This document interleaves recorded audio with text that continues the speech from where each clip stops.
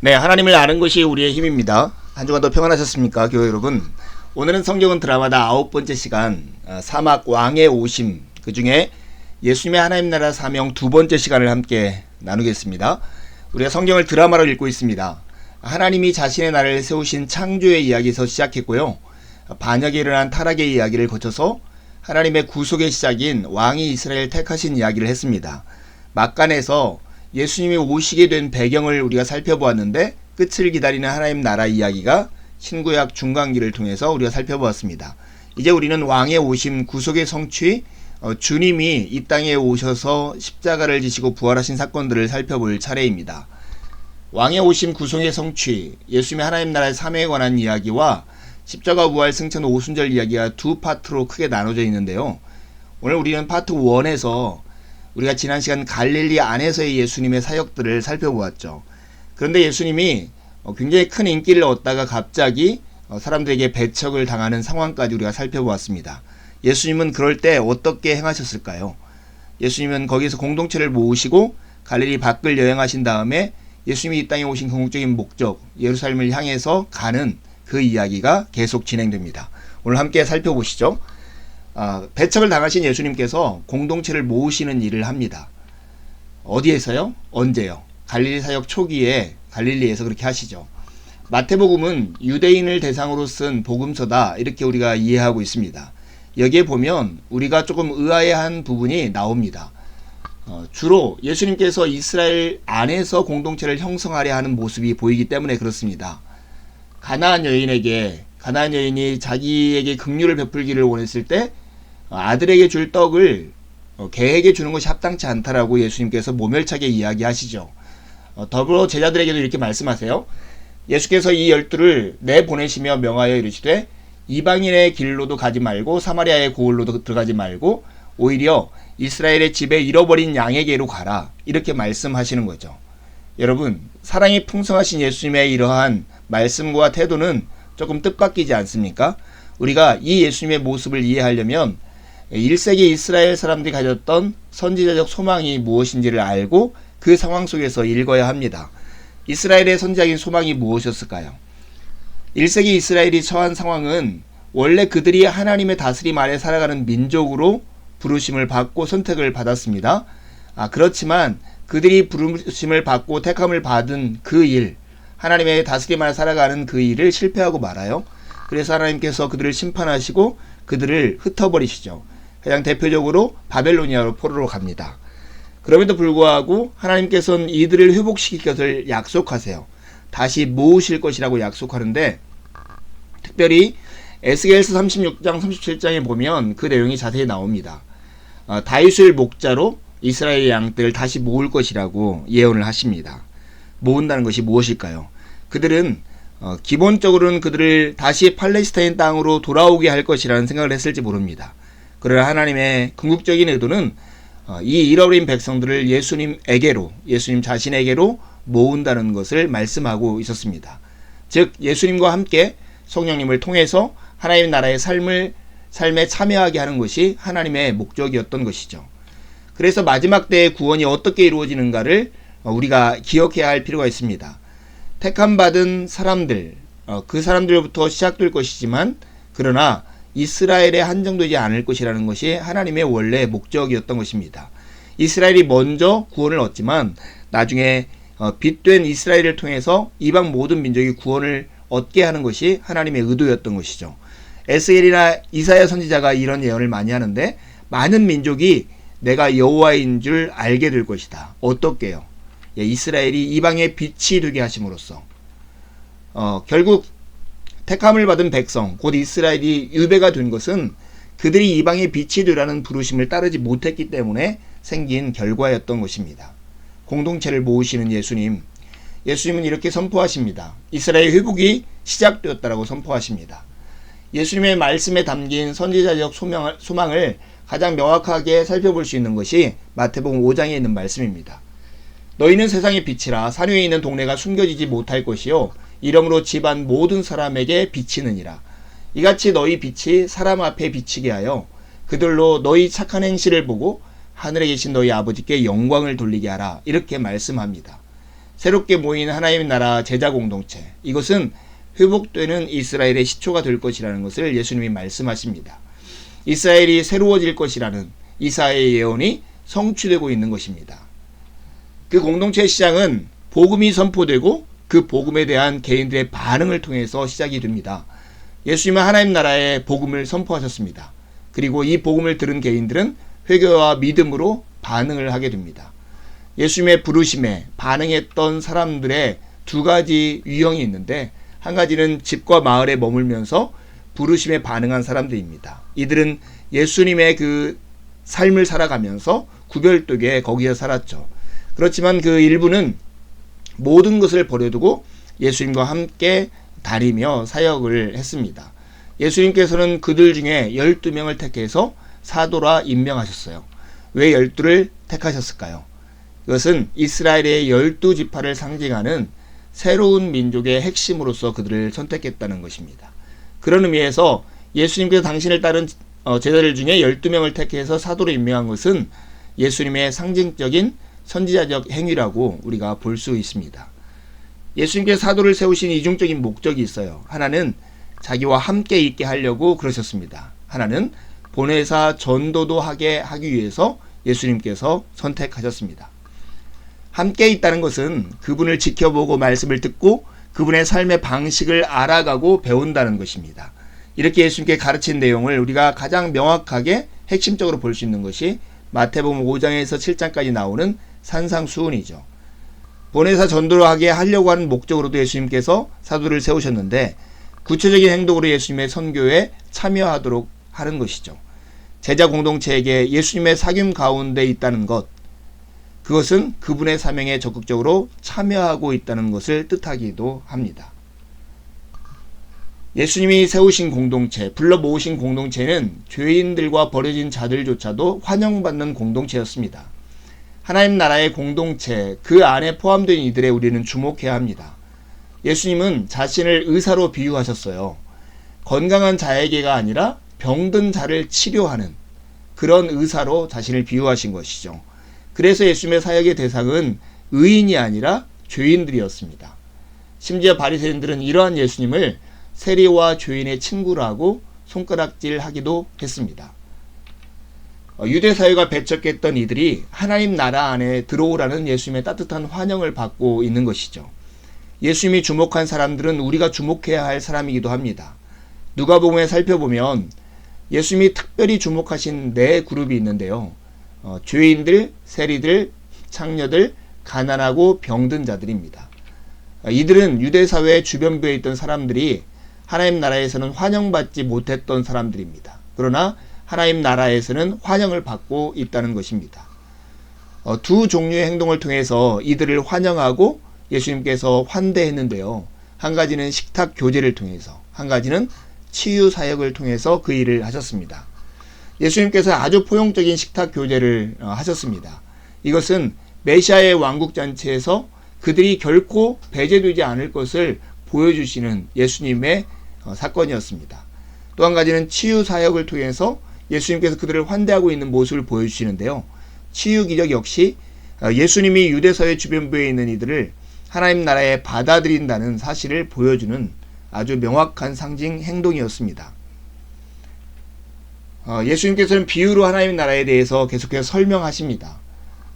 예수님을 통한 하나님의 나라의 도래, 이것은 선포되어지고 행동으로 권능으로 증명되어지고 그 공동체가 그것을 경험하도록 만들었습니다. 그러나 유대인들의 기대와는 전혀 다른 하나님의 나라 모습이었습니다. 왜냐하면 이렇게 행동하는 예수님은 구약 예언의 메시아와 같이 보이지 않는 예수님이었고요.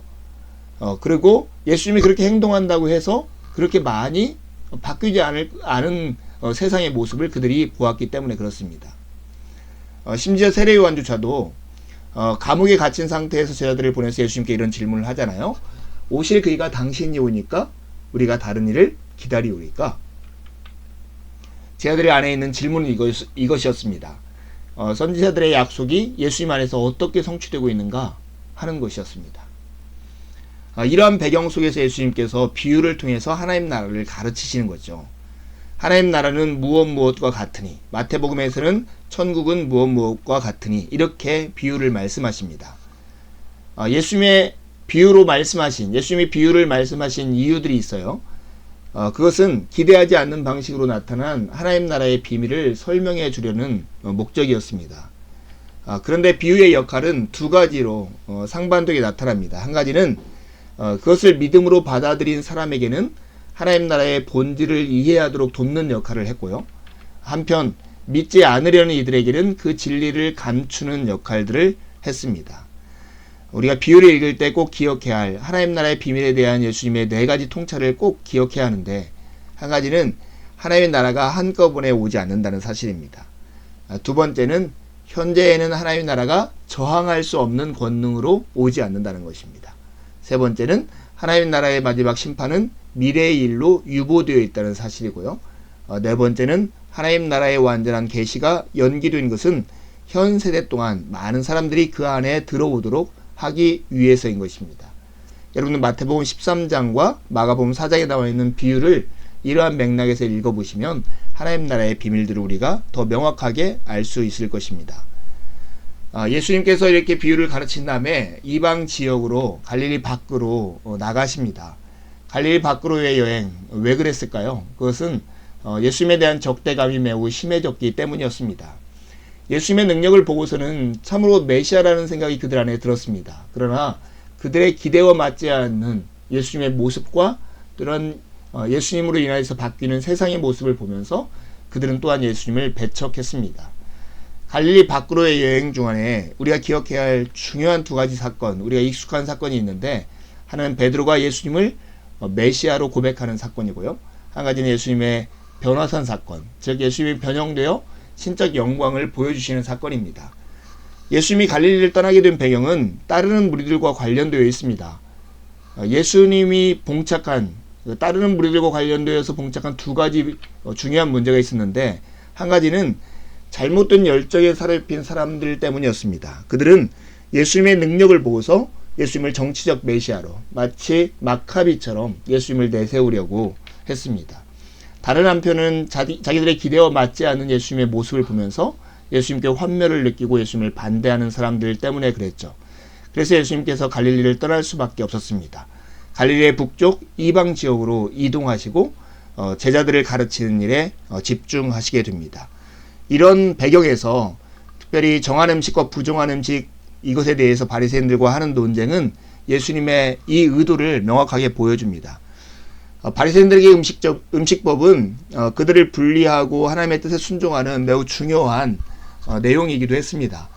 바벨로니아 포로 생활이 끝날 무렵부터 바리새인들이 경건한 유대인을 분별하는 수단으로 음식법을 사용했습니다.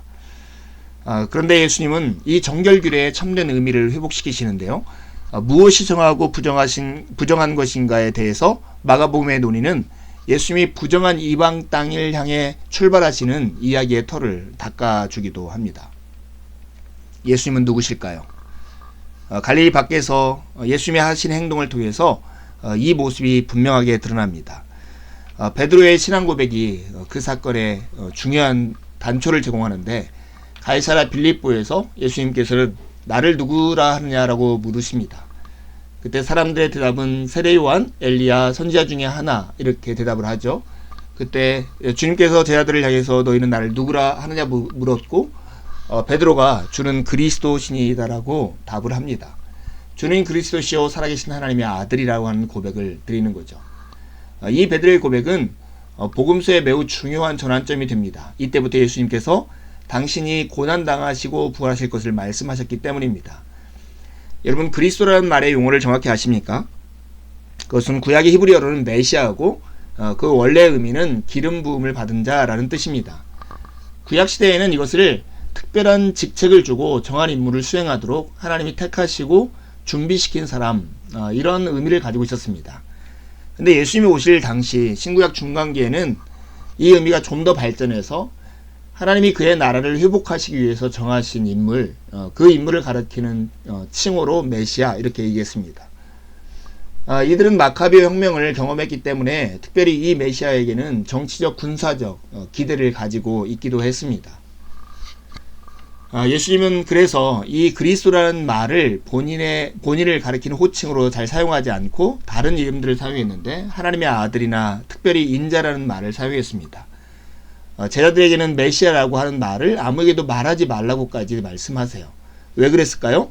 메시아에 대한 사람들의 기대가 예수님의 실체에 맞게 조정되어야 하기 때문에 그렇습니다. 그들이 말하는 메시아와 예수님의 진정한 실체로서의 메시아가 달랐기 때문에 그랬던 것이죠. 그래서 하나님의 아들이라는 말을 마태복음에 많이 사용하는데 원래 하나님의 아들이라는 말은 개인에게 거의 사용하지 않고 이스라엘 민족 전체나 이스라엘 왕들을 향해서 사용했던 말입니다. 이 하나님의 아들이라고 하는 말은 하나님과 특별한 관계가 있는 사람, 하나님께 순종함으로 하나님의 특별한 임무를 수행하는 사람을 가리키는 말이 이 하나님의 아들이었습니다. 예수님이 그런 분이라고 하는 거죠. 하나님과 특별한 관계를 가지고 계시고 하나님의 뜻에 순종함으로 하나님이 맡기신 임무를 온전케 하실 분, 그런 의미에서 하나님의 아들이라는 용어를 사용합니다. 예수님이 가장 보편적으로 당신을 지칭할 때 사용한 단어가 바로 이 인자라는 말인데 마가복음에 많이 나옵니다. 풀었으면 그 사람의 아들이란 뜻입니다. 이것은 다니엘서의 인자 같은 이가 영광과 권세를 지닌 메시아라고 하는 생각에서 나왔는데요. 다니엘의 환상을 보면 네 짐승, 계속 이어지는 4개의 이교 제국들이 나타나는데 이게 바로 바다에서 나옵니다. 그러나 이 이교도의 통치 가운데 왕자가 놓이고 옛적부터 항상 계신 하나님이 좌정하십니다. 그리고 4번째 짐승을 죽이는 거죠. 그리고 나서 인자 같은 이가 옛적부터 항상 계신 이에게 나와서 하나님 앞에 나와서 그 앞으로 인도됩니다. 이 인자에게 권세와 영광과 능력이 주어지고 모든 백성과 나라들이 그에게 경배합니다. 그의 권세와 나라는 영원히 지속될 것이라는 것이 다니엘의 예언인데 바로 이 다니엘의 예언된 인자 같은 이, 그 사람의 아들이 바로 당신이라고 예수님께서 말씀하고 계신 것이죠. 메시아 대신에 인자라는 말을 사용하신 이유를 아시겠습니까? 예수님께서는 베드로의 신앙 고백 이후에 한 일주일쯤 지나서 하나님의 아들의 영광과 위엄을 벗는 변화산 사건을 나타내십니다. 아마도 가이사라 빌립보 북동쪽에 있는 헐몬산 기슭에서 있었던 사건으로 우리가 추정하고 있습니다. 얼굴과 옷에서 이상의 것과는 같지 않은 광채가 났습니다. 그 자리에 모세와 엘리야가 나타나 예수님과 대화를 하는데 모세는 율법의 대표, 엘리야는 선지자의 대표로 나타난 것입니다. 이때 하나님께서는 직접 구름의 형상으로 나타나 말씀을 하십니다. 이는 내 사랑하는 아들이니 너희는 그의 말을 들으라. 하나님이 직접 그 아들의 지위를 확증해 주는 사건이었습니다. 이제 예수님께서는 예루살렘을 향해서 올라가십니다. 예루살렘을 향한 출발, 제자들은 여전히 예수님께서 왜 예루살렘에 올라가시고 거기에서 무슨 일을 하시는지 알지 못했습니다. 그러나 예수님께서 예루살렘으로 가시는 이유는 하나님의 나라와 하나님의 나라에 대한 유대인들의 반대 이면에 있는 흑암의 권세와 최종적인 대결을 하기 위해서 올라가신 것이었습니다. 그래서 예수님은 제자들을 가르치십니다. 그 예수님의 가르치심의 2가지 핵심적인 주제는 고난의 필요성과 제자가 되기 위해 치러야 할 대가에 관한 것이었습니다. 제자의 길, 예루살렘에서의 순환이 예고된 이후에 예수님께서 제자들을 가르치시는데 당신은 고난을 받고 버림을 받고 배신당하고 죽임당해야 한다고 말씀하십니다. 그러나 여전히 제자들은 이해하지 못하죠. 제자들이 이것을 하나도 깨닫지 못하였으니 그 말씀이 감추었으므로 그들이 그 이르신 바를 알지 못하였더라고 누가복음 18장에 말씀합니다. 여러분, 예루살렘은 예수님의 마지막 전투의 현장이었습니다. 마지막 전투의 장소였던 거죠. 그것은 하나님의 나라와 악의 권세 사이의 전투였습니다. 유대 사람들, 그들이 기대하고 있는 전투는 경건한 유대인들로 이루어진 하나님의 군대와 하나님 나라를 반대하는 이교도 이방인 사이에 절정에 이르는 군사적 전투가 있을 것이라고 예상했는데 예수님께서 준비하고 계신 전쟁은 이와 같지 않았습니다. 자신을 향한 우주적인 악의 모든 힘을 당신이 짊어지시고 그럼으로써 그 힘을 무력화시키려는 것이 예수님의 의도였던 것입니다. 그래서 원수를 죽임으로써 무력화시키는 게 아니라 오히려 자신이 죽임을 당하고 자신을 십자가에 내어줌으로써 그렇게 하시는 전쟁이었던 것입니다. 신비죠. 십자가의 길을 따르는 제자들, 사랑과 고난이라는 예수님의 사명, 이 사명을 이해하지 못한 제자들에게 제자들에 대한 훈련이 필요했던 것입니다. 특별히 집중훈련이 필요했던 이유는 예수님이 그들을 떠나신 후에 그분이 시작하신 일들을 제자들이 계속할 수 있도록 하기 위한 것이었습니다. 예수님의 마지막 여정, 어쩌면 이 예수님의 마지막 여정은 제자도가 무엇인가를 묘사하는 그림과 같습니다. 예수님을 따라 살아가는 삶, 이 제자도라고 하는 것은 예수님을 따라야 할 길과 같은 것이고 우리가 받아들여야 할 여행과 같은 것입니다. 이 여행은 교육적인 측면이 분명히 있었습니다. 버림을 받고 신적 사명이, 버림받음과 신적 사명이 서로 연결되어 있고 분리되지 않다는 것을 보여줍니다. 예수님을 따른다는 것, 다시 말해서 십자가의 길을 걷는다는 것, 그 제자의 길은 대가를 치러야 하는 길입니다. 예수님과 하나님의 나라를 향한 온전한 헌신이 있어야 하고 온전히 몸을 바치는 충성이 있어야 합니다. 주님께서 직접 이렇게 말씀하셨죠. 또 우리에게 이르시되 아무든지 나를 따라오려거든 자기를 부인하고 날마다 제 십자가를 지고 나를 따를 것이니라. 하지만 이 길, 예수님을 따르기로 결단한 길은 의미 있는 결과를 수반하게 됩니다. 그 길은 바로 생명을 얻는 길이죠. 예루살렘으로 가는 길, 예수님을 따르는 길, 그것은 예수님의 사명에 참여한다는 의미도 같습니다. 예수님이 제자들을 추수 때 수확하는 예수님을 돕도록 보냄을 받은 일꾼들과 같이 대하십니다. 그래서 제자들의 사명은 곧 예수님의 사명이기도 했습니다. 전제로 하나님을 사랑해야 할, 그리고 자신을 사랑하던 이웃을 사랑함으로써 예수님이 이루신, 예수님이 시작하신 그 사명을 제자들은 계속해서 해나가야 할 이유가 있었던 것입니다. 한 사마리아인의 비유는 예수님께서 제자들에게 어떠한 삶을 기대하시는가를 가장 잘 보여주시는데 그게 바로 하나님을 사랑하고 이웃을 사랑하는 삶이라는 것을 보여줍니다. 이스라엘의 언약에 하나님을 사랑하는 것은 만물의 창조자이신 그분을 사랑하는 것, 택함받은 백성들 너머에 있는 이들을 이웃으로 여기는 것을 의미하는 것입니다. 여러분, 배척받으신 예수님께서 십자가를 지시기 위해서 예루살렘까지 향하는 이 긴 여정을 함께 했습니다. 반복해서 좀 들으시면서 이 여정에 대해서 깊이 묵상하면서 제자의 길이 무엇인가를 확인했으면 좋겠습니다. 이번 주 우리는 요한복음을 함께 읽겠습니다. 기쁨으로 한 주를 보내시고 주일에 만나서 함께 교제하겠습니다. 감사합니다.